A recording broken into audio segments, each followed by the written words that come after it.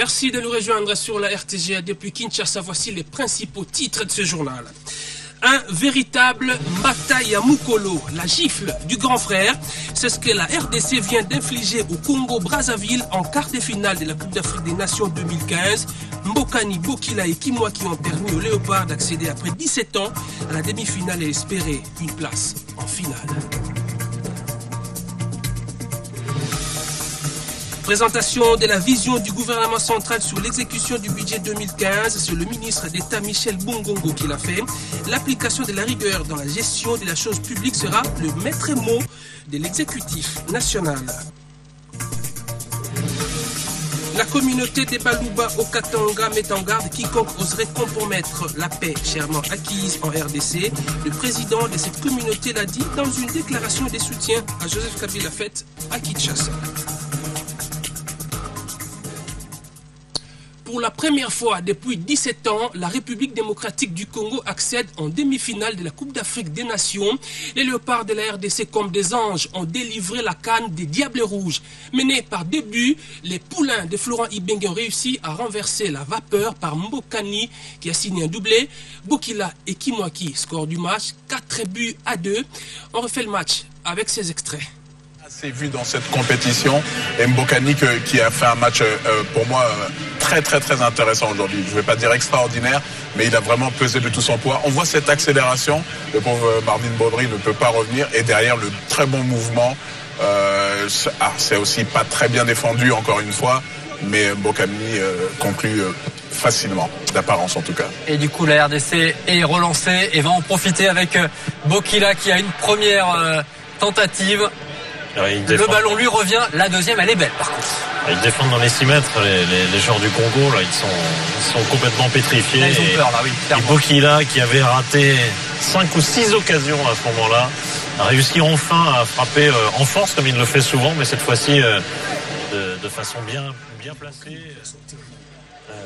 Zafumbi est pas très loin de la sortir, mais il la touche, mais insuffisamment. C'est surtout qu'ils défendent dans leurs 6 mètres. Alors ils ont peur, on voit une affluence, ils sont 6 contre 3, mais personne au contact. Ouais. Et ça, on peut être à 10 derrière si on ne fait pas de marquage. Ça sert à rien. Ouais. Autant être moins nombreux et faire du marquage. Et là, le match a clairement tourné. Ouais. Là, ils sont même plus nombreux sur ce coup franc. Il est pratiquement tout seul. Kebano pour Kimwaki. Kimwaki, ouais.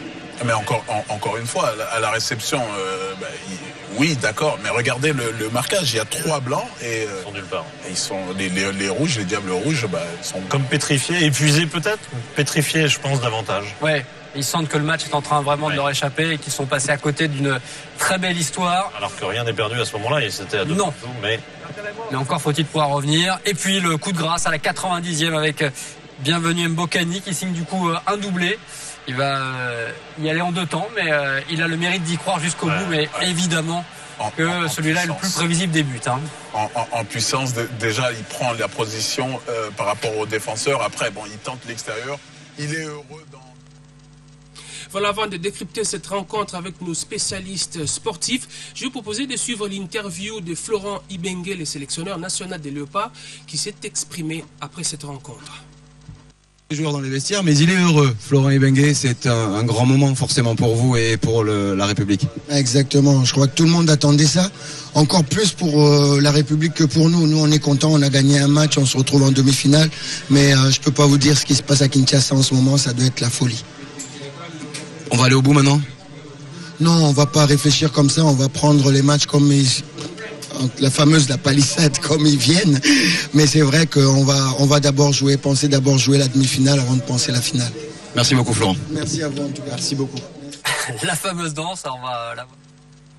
Voilà, on en parle donc sur ce plateau avec nos spécialistes sportifs, Patrick Issobongese Bokuma, Olivier Pengongo et Jean-Ric Oumande. Bonsoir messieurs. Bonsoir. Alors, quelle lecture vous faites de cette rencontre? On commence par Patrick. Eh bien, la lecture, elle est simple. Il fallait gagner ce match à tout prix. Et aujourd'hui, Ibenge a prouvé aux yeux de tout le monde qu'il pouvait aussi avoir cette grinta qu'on connaît de lui, parce qu'on doit le rappeler, on l'a dit ici sur ce plateau, Ibenge a fait voilà, une très bonne campagne africaine des éliminatoires. Il a eu cette formation à quelques 2 semaines. Ce qui nous a fait, déjà après le premier match, il a su avoir de joueurs qu'il fallait et le placer match par match. Et on a senti que déjà vers la fin de ces éliminatoires, la RDC avait déjà une équipe, contrairement à tous ceux qui viennent sur ce plateau ou ailleurs pour dire qu'on n'a pas une équipe. On doit dire que déjà après le match de la Côte d'Ivoire, on savait que tel joueur pouvait se retrouver à tel endroit, à tel poste, on devait avoir tel joueur. Je dirais que c'était pratiquement le même scénario que les matchs contre la Côte d'Ivoire. Justement, parce que quand on voit cette formation qui vient de jouer ce match, à quelques exceptions près, c'est le même joueur que Florent Ibenge a essayé de reconduire aujourd'hui. Même en début ou vers la fin de la partie, il a senti qu'il fallait bouger la grande partie de ses compartiments et il a fait entrer le joueur qu'il fallait, Nisken Kebano, et la différence est arrivée déjà par Dieu merci Mbokani, déjà par Bokila et puis Joël Kimwaki qui a remplacé Zakwani, qui malheureusement a connu une blessure alors qu'il devrait dégager un ballon. Il est mal tombé et puis ça a fait qu'Ibenge voilà, compris la température du match. Il y a eu une erreur de replacement des défenseurs entre lui et Mongongu. Le premier but est arrivé et puis le deuxième sur une erreur de Kassusula. Mais voilà, les gars avaient le moral haut et ils ont vraiment réagi de la belle de manière. Voilà, Olivier Pengongo, comment analysez-vous cette rencontre? Bon, je me dis déjà que c'est coup de chapeau à toute la nation, à nous tous qui avons cru à cette équipe. Hein. Depuis 17 ans, comme tu l'as dit, au sommaire de cette match. Après Watunda Yulo, c'était un entraîneur congolais. On a eu Neveu, Le Roi, Dépiré, Mouchine Ertogal. Tous ces blancs qui sont passés en commerçants, aucun d'eux n'avait le souci. En mercenaire, aucun d'eux n'avait le souci de créer une équipe nationale, avec une âme, avec un cœur. Les Congolais tous se retrouvent aujourd'hui derrière Ibenge parce qu'ils croient en une équipe. Les gens ont cru en ça, c'est vrai. À un certain moment, on va devoir même positiver dans les critiques que les Congolais faisaient sur Ibenge parce qu'ils ont vu qu'il a pu très rapidement rassembler les meilleurs que l'on pouvait avoir de partout. Alors quand on a rassemblé des meilleurs, on attend de toi une équipe compétitive à la seconde, ce qui n'est pas du tout faisable. C'est pour ça qu'Ibenge dit jusqu'à aujourd'hui qu'il passe match par match. Après avoir passé match par match, l'équipe crée une homogénéité. Elle ne peut pas venir d'un jour. Elle vient au fil des matchs. Mais je crois que maintenant, après 4 matchs en Coupe d'Afrique, elle a commencé à monter en puissance. Elle commence timidement la compétition, elle monte. Et c'est ça la force des grandes équipes. Les grandes équipes, quand elles montent en puissance, c'est intéressant. Plutôt que de commencer en puissance et pendant le tournoi, commencer à fléchir. Je vois que le match référence de Léopard dans cette CAN s'appelle celui d'aujourd'hui, contre le Congo-Brazza.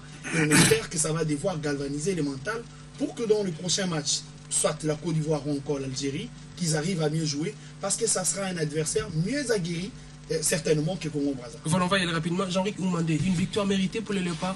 Oui, c'est une victoire méritée parce que mené par 2-0, on a remonté et puis arrivé à gagner parce que c'était possible. Mais l'entraîneur lui-même a voulu se mélanger les pinceaux. On a parlé, on a insisté sur la présence de Kebano, on a insisté sur la présence de Bokila. Et aujourd'hui, les résultats sont là. On a dit que les joueurs doivent jouer à leur poste. Et aujourd'hui, avec un meneur comme Kebano, vous avez vu, c'était plus facile. Au lieu de mettre les joueurs très loin et qu'ils commencent à courir avec les ballons. Regardez quand Kebano est entré, Bokila et Bola s'est mieux replacé. Et là, il avait la facilité de pénétrer dans la surface de réparation du Congo-Brazzaville. Et Mbokani qu'on a beaucoup critiqué, là, il a signé. Oui,